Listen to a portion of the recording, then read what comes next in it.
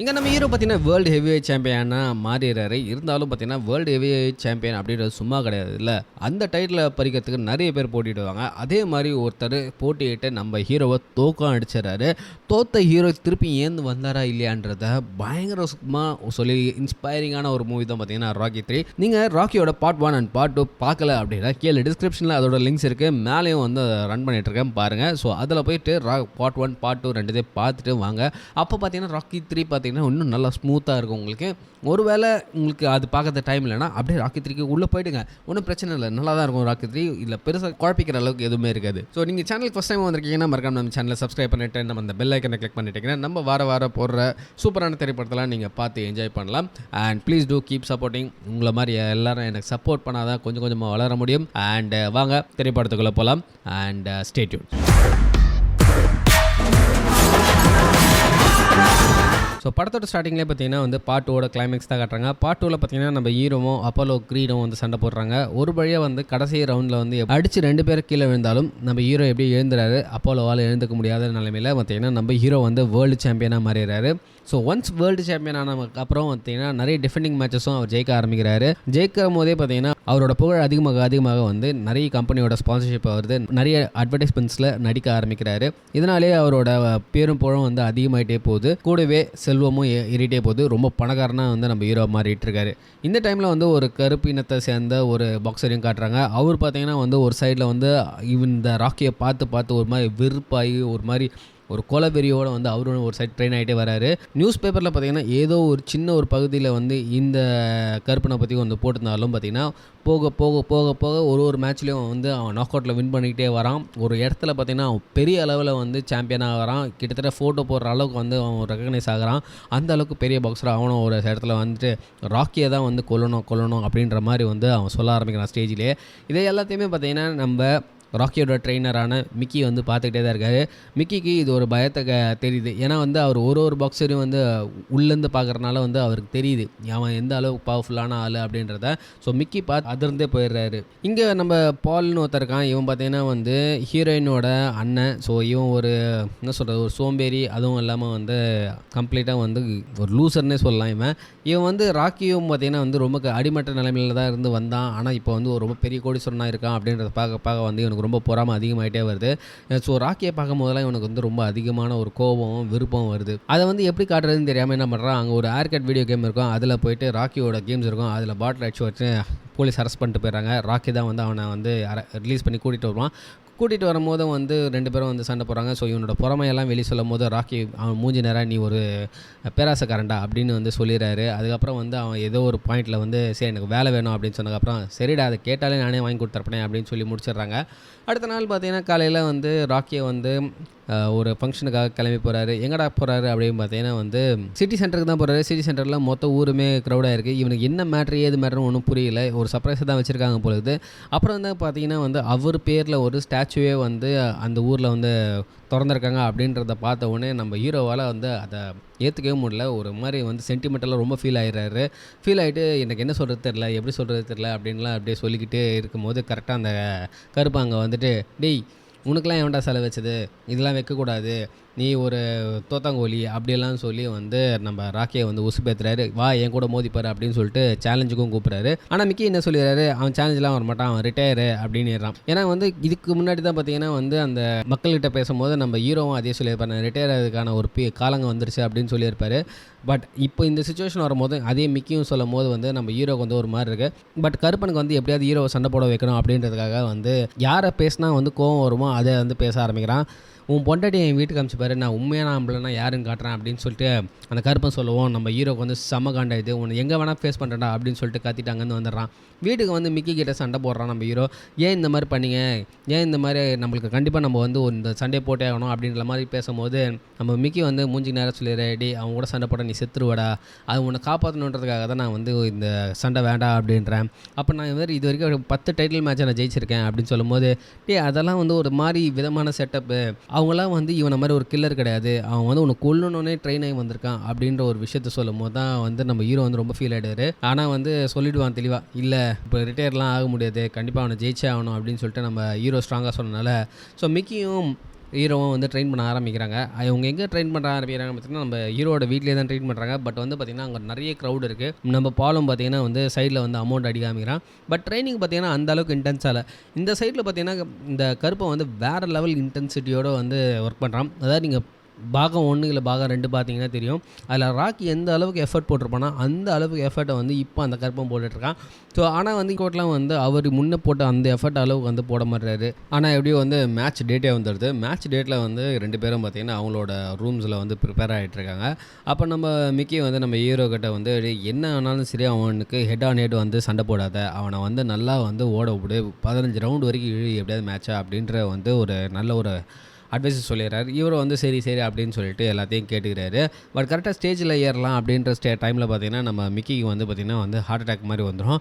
நம்ம ஹீரோ வந்து ஐயோ என்னாச்சு நம்ம முதல்ல ஹாஸ்பிட்டலில் போகலாம், நம்ம மேட்ச்சில் அப்புறம் பார்த்துக்கலாம் அப்படின்னு சொல்லும்போது நம்ம மிக்கி டென்ஷன் ஆகிடே ஆம்பளை மாதிரி நந்துக்கடா போடா போய் சண்டை போடுறா, இதெல்லாம் வந்து ஒரு மேட்டர் கிடையாதுடா, நான் இருப்பேன்டா, நான் பார்த்துக்கிறேன்டா அப்படின்னு சொல்லிட்டு அவனை துரத்தி விட்டுட்டு நம்ம மிக்கி வந்து அங்கேயே படுத்துறாரு. கூடவே வந்து நம்ம ஹீரோயினும் வந்து பார்த்துக்கிறாங்க. இங்கே இந்த ஒரு டென்ஷன்லேயே வந்து நம்ம ஹீரோ வந்து ஸ்டேஜுக்கு ஏறிடுறாரு. அங்கே நம்ம கருப்பனும் வந்துடுறான். அந்த டைமில் பார்த்திங்கன்னா அந்த ஈவெண்ட்டுக்கு வந்து நம்ம அப்போலோ க்ரீடை பார்த்திங்கன்னா வந்து சீஃப் கெஸ்ட்டாக கூப்பிட்ருக்காங்க. நம்ம அப்போலோ க்ரீட் தான் வந்து ஃபார்மர் வேர்ல்டு ஹெவிவெயிட் சாம்பியனில், அதனால் வந்து அவரையும் வந்து சீஃப் கெஸ்ட்டாக இங்கே கொடுத்துருக்காங்க.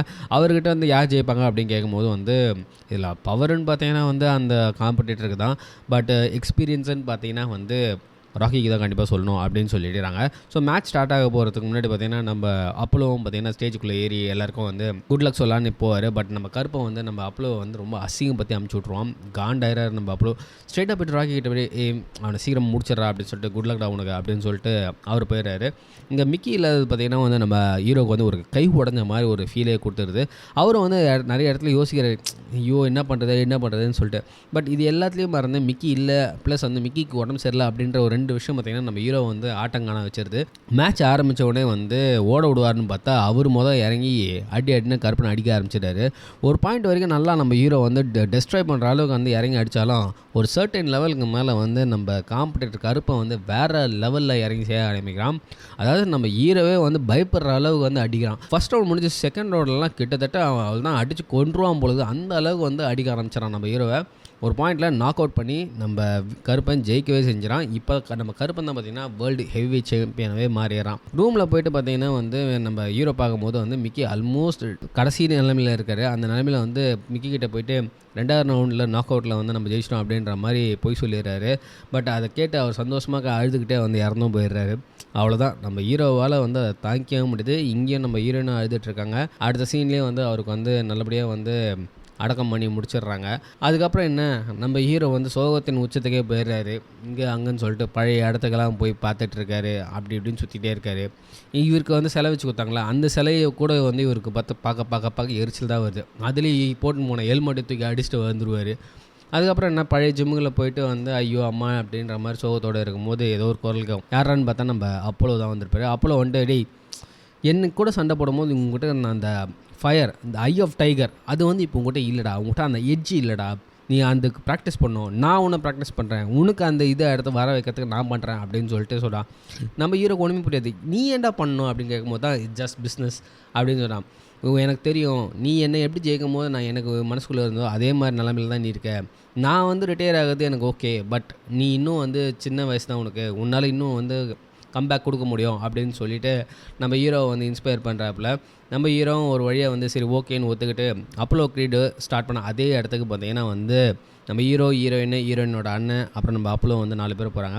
அந்த இடம் பார்த்திங்கன்னா ரொம்ப ஷேபியாக இருக்குது. அந்த ஜிம்மும் பார்த்திங்கன்னா வந்து பேஸ்மெண்ட்டில் தான் இருக்குது. எக்கச்சக்க ஒரு மாதிரி நேஸ்டியாக தான் இருக்குது. பட் அங்கே பார்த்திங்கன்னா ஃபுல்லாக கருப்பர்கள் தான் இருக்காங்க. அவங்க தான் பார்த்திங்கன்னா வந்து ஃபுல்லாக ஒர்க் அவுட்டும் வந்து ஹெவியாக பண்ணிகிட்ருக்காங்க. ஸோ அந்த இடத்துல தான் வந்து நம்ம ஹீரோ வந்து இவங்க ட்ரெயின் பண்ண போகிறாங்க அப்படின்ட்டு. ஏன்னா தான் வந்து ட்ரைனிங்லாம் ஆரம்பித்து பயங்கர சீரியஸாக போனாலும் நம்ம ஹீரோ வந்து ஏதோ வந்து ஒரு கனெக்டே இல்லாத மாதிரி தான் வந்து இங்கே அங்கே அப்படின்னு போட்டிருக்காரு. ஒரு பாயிண்டில் வந்து நம்ம அப்போலோவும் நம்ம ஹீரோவும் வந்து ஒரு ஃப்ரெண்ட்லி ஃபேரிங் போட்டுட்ருக்காங்க. பட் அந்த ஃப்ரெண்ட்லி ஃபேரிங் பார்த்திங்கன்னா வந்து அந்த அவுட்கம் வந்து நல்லாவே இல்லை. நம்ம அப்போலோவே வந்து காண்டாயிராட்டி என்னடா பண்ணுற, ஏன்டா இப்படி பண்ணுற, ஏன் வந்து ஒழுங்காகவே பண்ண மாட்டேற, உங்ககிட்ட வந்து ஒன்றுமே இல்லை, ஃபயரே இல்லை, என்ன பிரச்சனை உனக்கு அப்படின்னு சொல்லிட்டு அவர் கத்த ஆரம்பிச்சார். இதே மாதிரி நீ வந்து உள்ளே பண்ணால் ஒன்று அவ்வளோதான்டா, ஒன்று முடிச்சிருவான், இல்லைனா நீ வந்து 10 வாரம் கேட்டால் நீ வந்து ஹாஸ்பிட்டலே கடப்படா அப்படின்னு சொல்லிட்டு அப்போலோ கத்திட்டான். இது எல்லாமே அவங்க ஒய்ஃபும் வந்து தள்ளி நின்று பார்த்துட்டே தான் இருக்காங்க என்ன தான் நடக்குது அப்படின்னு சொல்லிட்டு. அடுத்த நாள் காலையில் பீச்சில் வந்து நம்ம அப்போலவும் நம்ம ஹீரோ வந்து ரன்னிங் ரேஸ் வைக்கிறாங்க. ரன்னிங் ரேஸ்லாம் வைக்கும்போது பயங்கரமாக ஓடுறாங்க. பயங்கரமாக அதுவும் அப்போலாம் வெறி பிடிச்ச மாதிரி ஓடுறாரு. நம்ம ஹீரோ அதே மாதிரி தான் வேகமாக ஓடிடுறாரு. ஆனால் ஒரு பாயிண்டில் அந்த நாக் அவுட் மொமெண்ட்டில் நம்ம பால் சொல்லியிருப்பார் முன்னாடியே, அவன் கண்டிப்பாக உன்னை தோக்கடிச்சிருவான், உன்னை பிரேக்ஃபாஸ்ட்டுக்கு அவன் சாப்பிட்ருவான் உன்னை அப்படின்லாம் சொல்லியிருப்பார். அது எல்லாமே நம்ம ஹீரோ மடவில் ஓடிக்கிட்டே இருக்குது. அவர் கடைசி அடி வாங்கினது, அவர் எப்படி விழுந்தார், அந்த எப்படி ஃபீல், அந்த மொமெண்ட் எப்படி அப்படி ஒரு விஷயமும் வந்து அந்த ஓடும் போது அவன் நம்ம ஹீரோக்குள்ளே வந்துக்கிட்டே இருக்குது. அது வந்து பார்த்திங்கன்னா நம்ம ஹீரோ வந்து ஓட விடாமலே பண்ணிடுது. இங்கே நம்ம அப்போல பார்த்திங்கன்னா வந்து லைனே கிராஸ் பண்ணிகிட்ருப்பார். அப்பயும் பார்த்திங்கன்னா நம்ம ஹீரோ வந்து அங்கே அப்படியே நின்றுறாரு. ஒரு பாயிண்டில் நின்று அவருக்கு என்ன ஏது ஒன்றுமே போல, அதாவது வந்து ஒரு குழப்பமான ஒரு சந்தர்ப்ப சூழ்நிலை. அப்படியே அப்போலோட ட்ரெயினர் என்னாச்சு அப்படின்னு கேட்கும்போது, அவ்வளோதான், இனிமேல் ஒன்றும் நடக்காது, அவன் இனிமேட்டு வேலைக்கே ஆக மாட்டான் அப்படின்னு சொல்லிட்டு நம்ம அப்போலோவும் ட்ரெயினரும் போயிடுறாங்க. கொஞ்ச நேரம் கழிச்சு நம்ம ஹீரோயினை வந்து, என்ன தாண்டா உன் பிரச்சனை, என்ன பண்ணுற அப்படின்னு, எனக்கு தெரியலையே நான் என்ன பண்ணுறேன்னு, எனக்கு எல்லாமே எதுவும் வேண்டாம் அப்படின்னு சொல்கிறாரு. என்ன வேண்டாம், என்ன பண்ணலான்னு நினைக்கிற அப்படின்னு. நான் என்னால் தான் வந்து மிக்கி இறந்துட்டேன். மிக்கி வயசானவர்றா, அவர் இறந்துட்டாரு, இப்போ வந்து நீனும் கொண்ட மாதிரி வந்து பேசிகிட்டு இருக்கே, அதுக்கும் உனக்கும் சம்மந்தமே கிடையாடா, நீ ஏன்டா கில்ட்டியாக ஃபீல் பண்ணுற அப்படின்னு சொல்லிட்டு அவங்க வந்து ஒரு இன்ஸ்பைரிங் ஒரு டாக் கொடுக்குறாங்க. கடைசி எங்களுக்கு உண்மை தான் வேணும், என்ன உன் பிரச்சனை அப்படின்னும் போது, நான் பயப்படுறேன், எனக்கு எங்கிட்ட இருக்கிறது எல்லாமே போயிடுமோன்னு பயப்படுறேன் அப்படின்னு சொல்லிட்டு நம்ம ஹீரோ சொல்லும் போது தான், அதெல்லாம் கிடையாதுடா, நீ சண்டை போடு, முதல்ல உனக்காக சண்டை போடு, நீ எனக்காகவோ இல்லை குழந்தைக்காகவோ இல்லை இந்த மக்களுக்காகவோ இல்லை டைட்டிலுக்காகவோ பணத்துக்காகவோ எதுக்காகவும் வேணாம், உனக்காக சண்டை போடு அப்படின்னு சொல்லிட்டு ஒரு பயங்கரமான ஒரு ஆர்குமெண்ட் போடுது. 2 பேரும் கத்துறாங்க லிட்டரலாக பீச்சில். அதுக்கப்புறம் நம்ம ஹீரோ கொஞ்சம் காமாயிட்டு யோசிச்சுட்டு, எப்படி இவ்வளோ ஸ்ட்ராங்கான அப்படின்னு சொல்லிட்டு கேட்கும்போது நம்ம ஹீரோயினை, நான் ஒரு ஃபைட்டர் கூட வாழ்கிறேன்ல அப்படின்னு சொல்லிட்டு ஒரு நக்கலாக சொல்லுவாங்க. அப்புறம் 2 பேர் கட்டி பிடிச்சிட்டு, ஐ ரியலி லவ் யூ அப்படின்னு சொல்லிட்டு நம்ம ஹீரோ சொல்கிறாரு. இப்போ தான் டேன் டேன் டேன் டேன் டேன் டேன் டேன் அப்படின்னு சொல்லிட்டு அந்த பீஜம் போடுவாங்க, அது எனக்கு வரல, அந்த பீஜம் போடுறாங்க. திருப்பி நம்ம ஹீரோ பார்த்திங்கன்னா அந்த ஒர்க் அவுட்டுக்குள்ளே வந்து ஆரம்பிக்கிறாரு.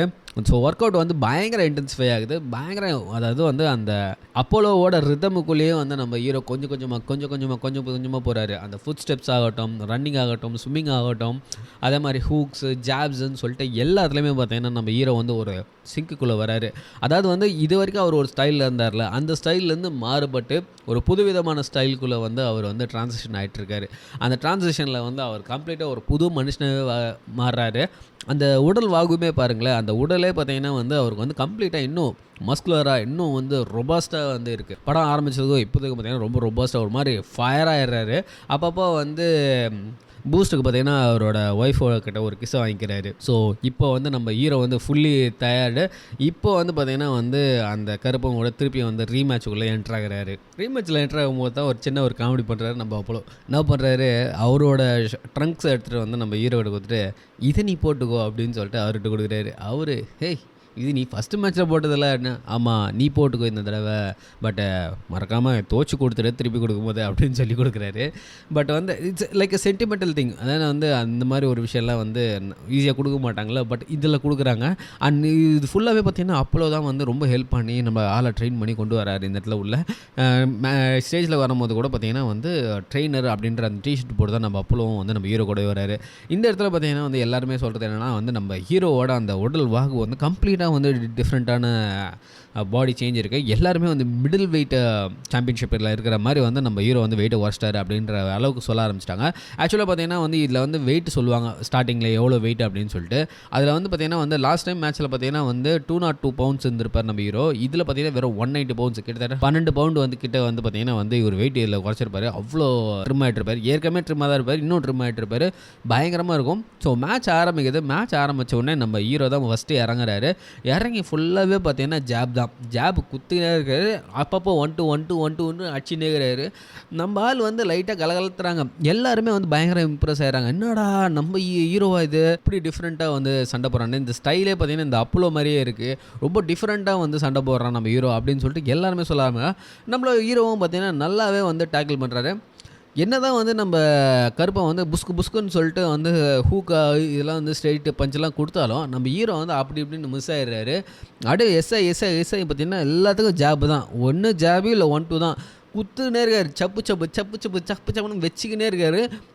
ஒரு பாயிண்ட்லலாம் வந்து நம்ம ஆள் டென்ஷன் ஆயிடுறான். கரெக்டாக ரவுண்ட் 1 முடியும் போதெல்லாம் வந்து கருப்பன் வந்து பைத்தியமே ஏறான். ஏய் என்னால் ஒன்றும் பண்ண முடியல, அவனை நான் கொண்டு வரேன்டா அப்படின்ற மாதிரி கத்தலாம் ஆரம்பிச்சிடறான். ஸோ ஃபஸ்ட் ரவுண்ட் முடிஞ்சு செகண்ட் ரவுண்டு ஆரம்பிக்குது. செகண்ட் ரவுண்டில் நம்ம ஹீரோ வந்து சூப்பராக ஆரம்பிக்கிறாரு, பயங்கரமாக ஆரம்பிக்கிறாரு. ஆனால் மிட் ஆஃப் த லெவலில் நம்ம ஹீரோ இப்படி தப்பிப்பார் பாருங்க, அப்படியே கருப்பேன் அழகாக தூக்கி நம்ம கார்னரில் தூக்கி போட்டு ஒரு பங்கு வைப்பார். அம்மாடி இன்னும் சவுண்டுன்றீங்க, அவள் தான் அந்த ரைட்டு பஞ்சு எல்லாம் பங்கு பங்கு பங்கு பங்குன்னு விழும். அவ்வளோதான், நம்ம ஆள் குழன்னு ஆகிடுவார். நம்ம எவ்வளோ ஜாப் வச்சுருப்பார் நம்ம ஹீரோ, ஆனால் அதெல்லாம் வந்து இவன் அசஞ்சரியே இருக்க மாட்டான். ஆனால் இவன் வைக்கிற ஒரு அடிக்கும் பார்த்திங்கன்னா நம்ம ஹீரோ வந்து பறந்து விழுவார். 2-3 தடவை கவுண்ட் டவுன் போகிற அளவுக்குலாம் வந்தது. கடைசியாக வந்து அந்த 2வது ரவுண்டு முடியும் போது தான் பார்த்திங்கன்னா நம்ம ஹீரோ லைட்டாக கான்சியஸே ஆகுறாரு, திருப்பி வந்து பேக் டு ஒரு மாதிரி ஃபார்ம் ஆகுறாரு. அதுக்கப்புறம் பார்த்திங்கன்னா குவாரல்ஸ் நடக்குது அந்த இடத்துல. கார்னருக்கு போன உடனே வந்து நம்ம அப்போலோ வந்து நம்ம ஹீரோ திட்டுறான். என்னடா பண்ணுறேன், ஏன்டா அடி வாங்குற, ஏன்டா அடி வாங்க, எனக்கு தெரியும்டா, நான் என்ன பண்ணுறது தெரியும்டா, எனக்கு தெரியும்டா அப்படின்றான். நீ அடி வாங்கி செத்துருவ போல இருக்கடா, என்னடா பண்ணுற அப்படின்னா, அவன் டயர்டாகிறான் அப்படின்னு சொல்கிறான். இங்கே நம்ம கருப்பன் வந்து அவன் என் கையில் தான் சாப்பிட்றான் அப்படின்னும் போது அவன் ட்ரெயினர் சொல்லுவான், டேய் லூஸு, நீ வந்து பஞ்சை வேஸ்ட் பண்ணுறடா, பஞ்சை கரெக்டாக யூஸ் பண்ணுறான், ஒரே அடியில் அவன் நாக் அவுட் பண்ணுறான் அப்படின்னு சொல்லிட்டு நம்ம கருப்பங்கிட்ட வந்து நம்ம அவனோட ட்ரெயினர் வந்து சொல்லிட்டு இருக்காரு. ஸோ இந்த இடத்துல வந்து திருப்பி தேர்ட் ரவுண்டு ஆரம்பிக்குது. தேர்ட் ரவுண்டு ஆரம்பிக்கும் போதும் பார்த்தீங்கன்னா வந்து நம்ம கருப்பன் வந்து கொஞ்சம் ஹெவியாக தான் இறங்குறாரு. ஃபஸ்ட் லைட்டாக வந்து அடி வாங்குற மாதிரி தான் இருக்குது. போகிற இடத்துல வந்து நம்ம ஹீரோ பார்த்தீங்கன்னா வந்து நம்ம கருப்பனை வந்து ரொம்ப டான் பண்ண ஆரம்பிச்சிடாரு. அடிடான்னு சொல்லிட்டு ரொம்ப டான் பண்ணிகிட்டே இருக்காரு. எங்கள் அம்மா கூட உன்னோட நல்லா பெட்டர் அடிப்பாடா, நீ என்னடா அடிக்கிற அப்படின்னு சொல்லிட்டுலாம் வந்து ரொம்ப வந்து நம்ம கருப்பனை வந்து வெறுப்பேற்ற ஆரம்பிச்சிட்டு அவனை அடிச்சிட்டே இருக்கான். இந்த சைடில் பார்த்தீங்கன்னா வந்து நம்ம அப்போலோ வந்து ஏய் காட் வீடா அப்படின்றான். இங்கே நம்ம ட்ரெயினர் வந்து ஐயோ அப்படின்லாம் வந்து கத்தினுக்கிறான். அப்போ தான் நம்ம பால் சொல்கிறான், டேய் அவன் வந்து அடி வாங்கலடா, அந்த கருப்பன் பார்த்தீங்கன்னா கோவமாகறான், அதுதான் வந்து ராக்கி ட்ரை பண்ணிட்டுருக்கான் அப்படின்னு சொல்லும் போது தான் நம்ம அப்போலோ அதை பார்க்க ஆரம்பிக்கிறார். உண்மையுமே பார்த்தீங்கன்னா இங்கே நம்ம கருப்பன் வந்து டென்ஷன் ஆகிறான். ஒரு பாயிண்டில் நம்ம கருப்பனோட ரிதம் வந்து கம்ப்ளீட்டாக டவுன் ஆகிடுது. அப்போ அடி ஆரம்பிக்கிறார் நம்ம ஹீரோ. சும்மா ஜம்முன்னு வச்சு நேர்றாரு. இப்போ ஜாப்லாம் கிடையாது, ஸ்ட்ரைட்டாக வந்து ஸ்ட்ரைட் பஞ்சஸ் தான். சும்மா இறக்கினாங்க சப்புன்னு. அவள் தான் நம்ம கருப்பன் வந்து டயர்டாக ஆரம்பிச்சிடான். ஒரு பாயிண்டில் ரொம்ப செம்ம அடி அடிச்சு அவள் தான் கொலாப்ஸ், நாக் அவுட். அவள் தான் நம்ம 10 கவுண்ட்ஸில் வந்து நம்ம ஹீரோ வந்து சக்ஸஸ்ஃபுல்லாக வந்து அகெயின் வேர்ல்டு ஹெவிவெயிட் சாம்பியனாக வந்து நம்ம ஹீரோ மாறிடுறாரு. ஹீரோ பண்ணோடனே அப்படியே ரொம்ப சந்தோஷமாயிரு. நம்ம ஹீரோனா வந்துடுறாங்க, எல்லாம் ஓகேவா, நான் இப்போ தான் நல்லா ஃபீல் பண்ணுறேன் அப்படின்னு சொல்லிட்டு நம்ம ஹீரோ ஃபீல் நம்ம ட்ரைனிங் அப்போல்லாம் பார்த்தீங்கன்னா நம்ம அப்போலோ பார்த்தீங்கன்னா வந்து நம்ம ஹீரோ கிட்ட சொல்லுவான், எனக்கு நீ ஒரு ஃபேவர் பண்ணியே ஆகணும் நான் உனக்கு ட்ரெயின் பண்ணுறதுக்காக அப்படின்னு சொல்லிட்டு. என்னன்னு பார்த்தீங்கன்னா வந்து கடைசியில் வந்து இவங்க 2வது பார்ட்டில் வந்து இங்கே கடைசியாக தோற்றுருப்பான்ல, அதுக்காக ரீமேட்ச் இவங்க 2 பேர் தனியாக, எந்த நியூஸ் பேப்பரில் யாரும் இல்லை, இவங்க 2 பேர் மட்டும் வந்து ஒரு ஜிம்முக்குள்ள வந்து சண்டை போடுவாங்க. அதோட வந்து படத்தை முடிகிறாங்க. ஸோ படம் எப்படி இருந்தது, நான் சொன்ன விதம் எப்படி இருந்ததுன்னு சொல்லிட்டு மறக்காம கமெண்ட் செக்ஷனில் மென்ஷன் பண்ணுங்கள். திருப்பி இன்னொரு சிறப்பான திரைப்படத்தோடு நம்ம சந்திப்போம். அது வரைக்கும் ஸ்டே டியூன், பாய். மறக்காமல் சப்ஸ்கிரைப் பண்ணி சப்போர்ட் பண்ணுங்கள். Thank you, have a great day.